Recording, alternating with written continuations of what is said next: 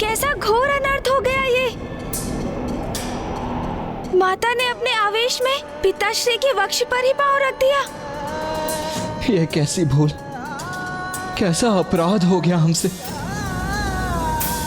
पिताश्री मां के क्रोध से आहत हो, ये तो हमारा आशय कदापि नहीं था। केवल पिताश्री ही मां के आवेश को शांत कर सकते हैं, इसीलिए हमने उनसे यहां आने का अनुरोध किया। किंतु ये तो उसके विपरीत ही हो गया है। नहीं पुत्र गणेश, नहीं कार्तिकेय, कुछ भी विपरीत नहीं हुआ है। जो हुआ है उचित हुआ है। देखो गणेश, तुम्हारी युक्ति सार्थक रही। अपने हृदय को शांत करो और देखो, जिस प्रयोजन से महादेव यहां आए थे उन्होंने वही तो किया है।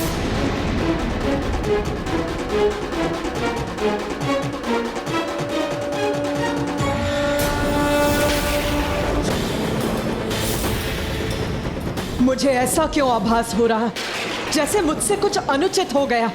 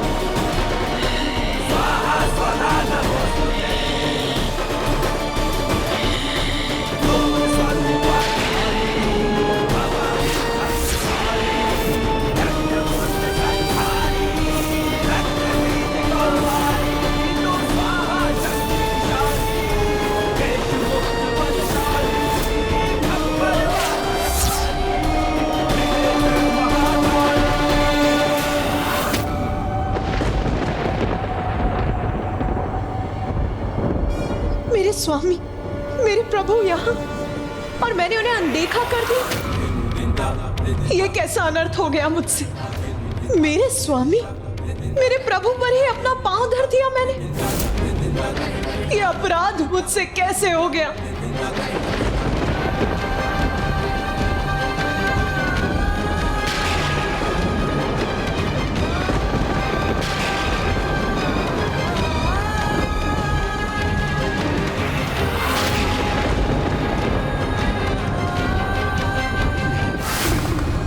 जैसे सूर्य से उसका प्रकाश, अग्नि से उसका ताप, हम तो समस्त संसार में संयुक्त रूप से व्याप्त रहते हैं, एक दूसरे के पूरक हैं। जब आप उग्र होती हैं तो मैं आपको शांत करता हूं, और जब मैं उग्र होता हूं तो आप मुझे शांत करने का कर्तव्य निभाती हैं। हमारे मध्य किसी प्रकार के दंभ और अपराध बोध का कोई स्थान नहीं है प्रिय। अज्ञानी है वो जो पुरुष को नारी से अधिक महत्व देते हैं। और आज की घटना के बाद ये सब उन सब के लिए बहुत बड़ी सीख है। सत्य तो यही है कि नारी की शक्ति से रहित पुरुष शक्तिहीन है। नारी जब भी अन्याय के विरुद्ध खड़ी होती है तो उसका क्रोध प्रलय भी ला सकता है। तब पुरुष को अपना अहम त्याग कर यदि आवश्यकता हो तो उनके समक्ष नतमस्तक होकर उनके क्रोध को शांत करना चाहिए।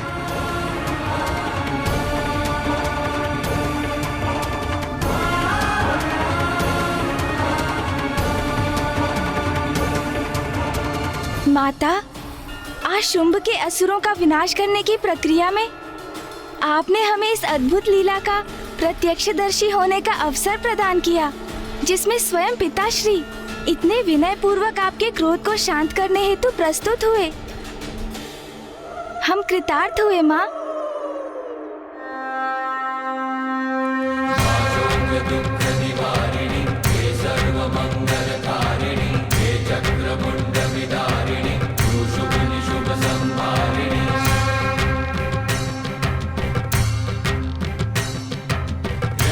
शतानवमर्दिनी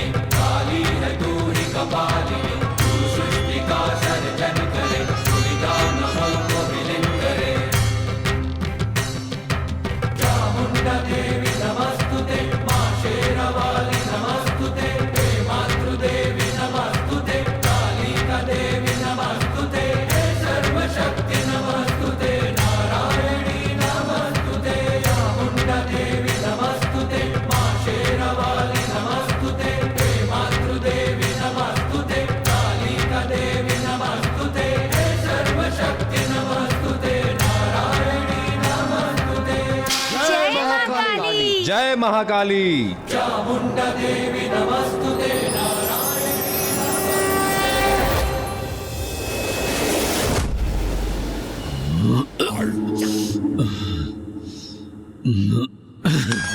स्वर्गाधिपति शुंभ का मुकुट कोई नहीं छीन सकता।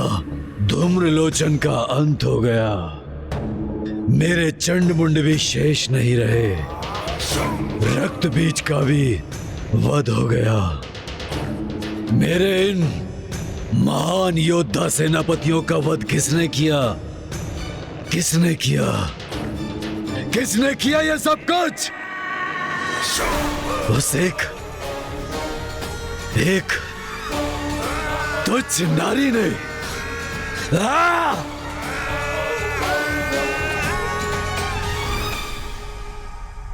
मदिरा ही मेरी एकमात्र संगिनी है।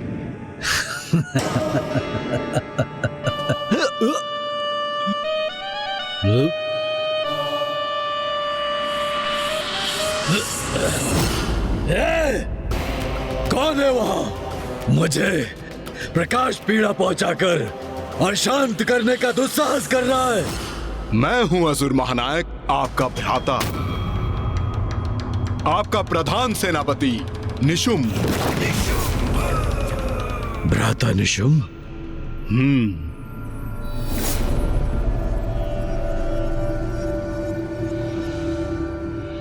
और मैं अभी भी जीवित हूं भ्राता शुंभ। जीवित हो अभी भी, किंतु कितने समय तक जीवित रहोगे?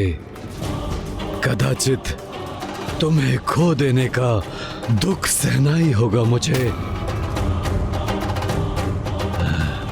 भ्राता,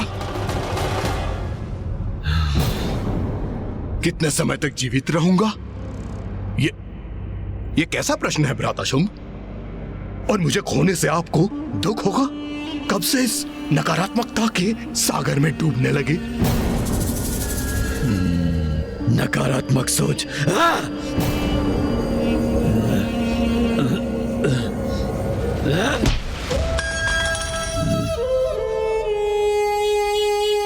स्मरण है भ्राता शुंभ, आप वो हैं जिसके नाम से देवराज इंद्र भी कंपित होते हैं, और आज आप एक बालक के समान प्रतीत हो रहे हैं जिसकी क्रीड़ा करने की वस्तु कहीं खो गई है।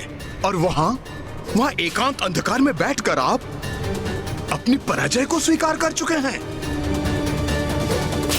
उचित कह रहे हो भ्राता, सत्य है, हाँ सत्य है कि मैं पराजित हो चुका हूं।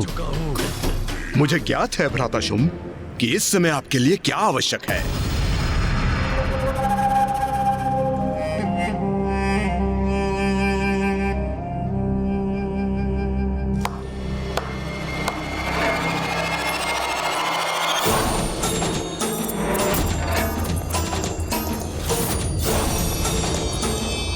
ये सेविकाएं क्यों आ रही हैं यहाँ?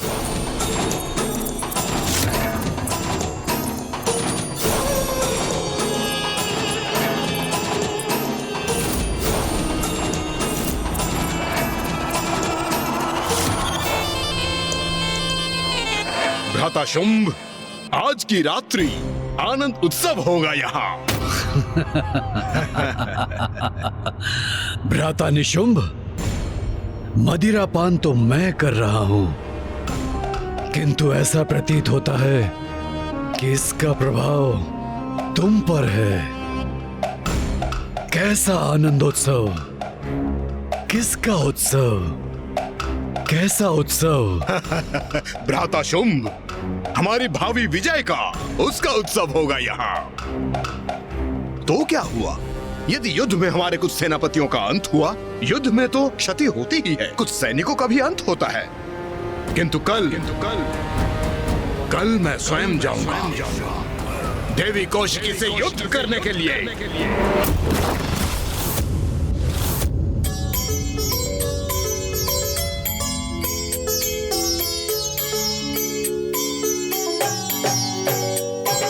जग जननी जय जय, माँ जग जननी जय जय। भयहारिणी भवतारिणी, भयहारिणी भवतारिणी, भवभामिनी जय जय, माँ जग जननी जय जय।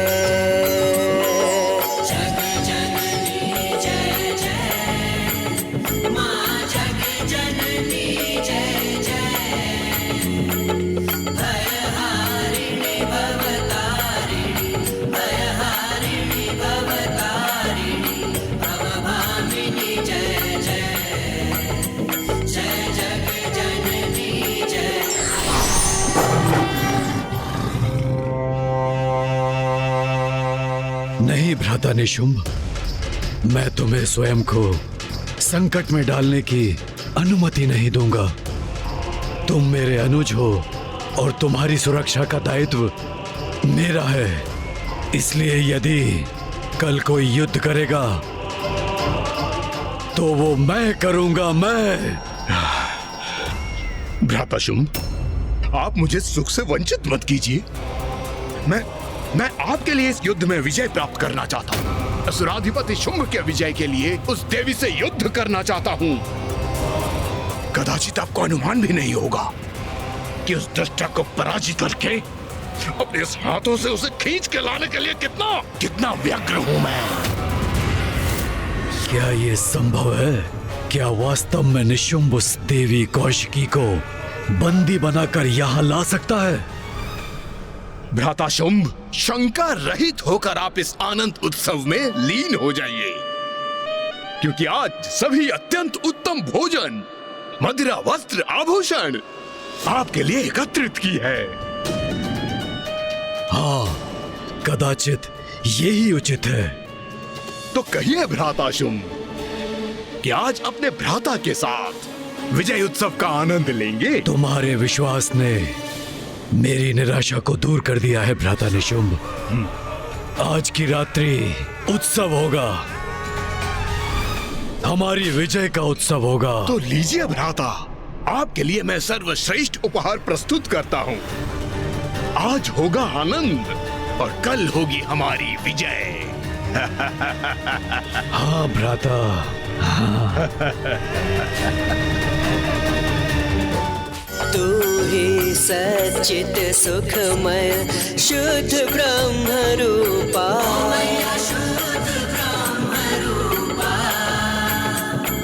सत्य सनातन सुंदर,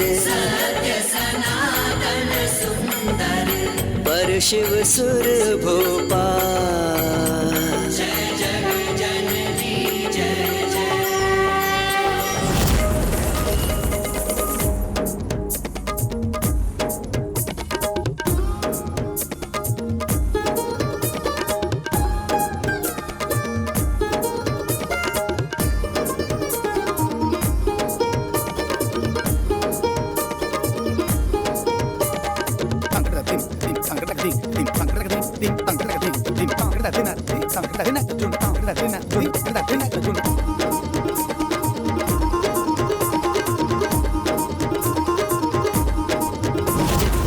आदि अनादि अनामय अविचल अविनाशी,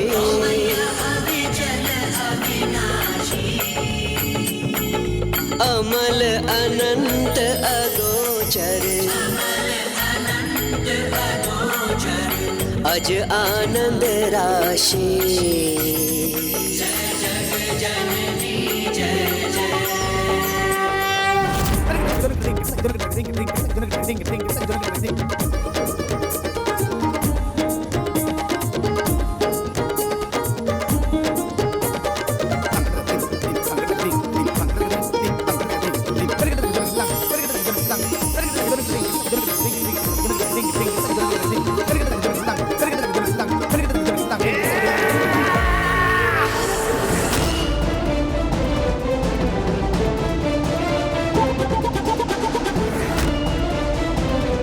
आनंद आ रहा है, अति आनंद आ रहा है।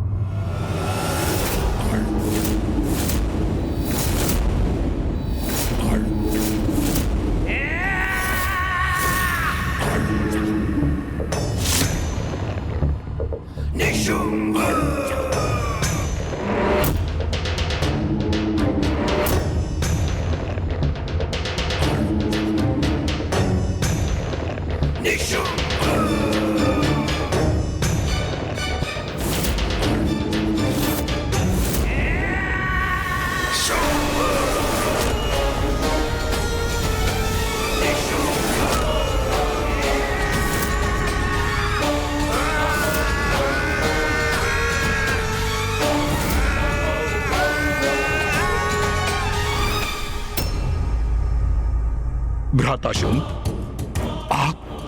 आप क्यों युद्ध के लिए सज्जित हैं? मुझे ज्ञात है भ्राता, हमने निर्णय लिया था कि आज तुम युद्ध करोगे तो बस वैसा ही होगा। किंतु मैं तुम्हारे साथ वहां जाऊंगा। तुम्हारे द्वारा पराजित होने पर देवी कौशिकी के स्तब्ध भाव देखने का आनंद जो लेना है मुझे। भ्राताशुम, उचित है, सर्वथा उचित है। आइए प्रस्थान करें।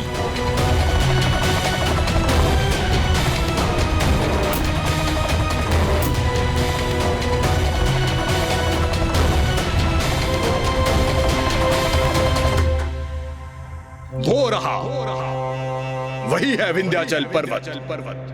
अच्छा, तो यही स्थान है। वहां छुपी बैठी है देवी कौशिकी। प्रतीक्षा करो देवी, हम शीघ्र ही तुम्हें बंदी बनाने आ रहे हैं।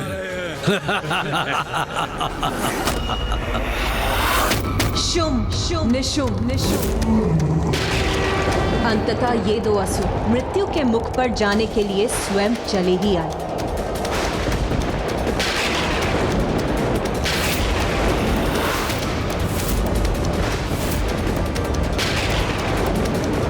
अभी तो आकाश पूर्ण रूप से निर्मल था, उजला था, फिर अचानक प्रकृति में इतना परिवर्तन कैसे आ गया?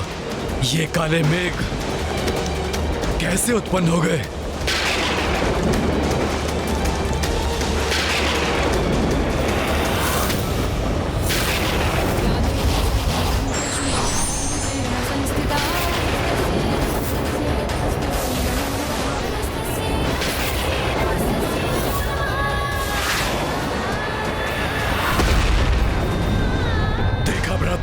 जैसे मेघों से युद्ध का त्रिशूल धरती पे गिरा हो।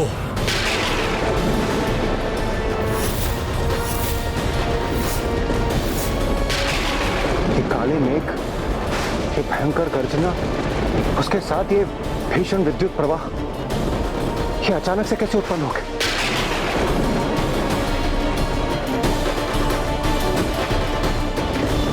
जैसे ये किसी भावी बवंडर के संकेत हो।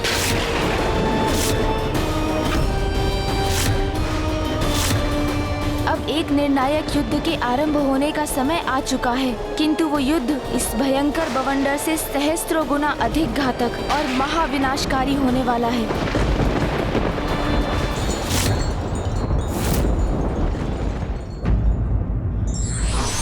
अहंकार का आवरण व्यक्ति से सत्य को समझने बूझने की क्षमता को क्षीण कर देता है और विनाश की ओर धकेल देता है।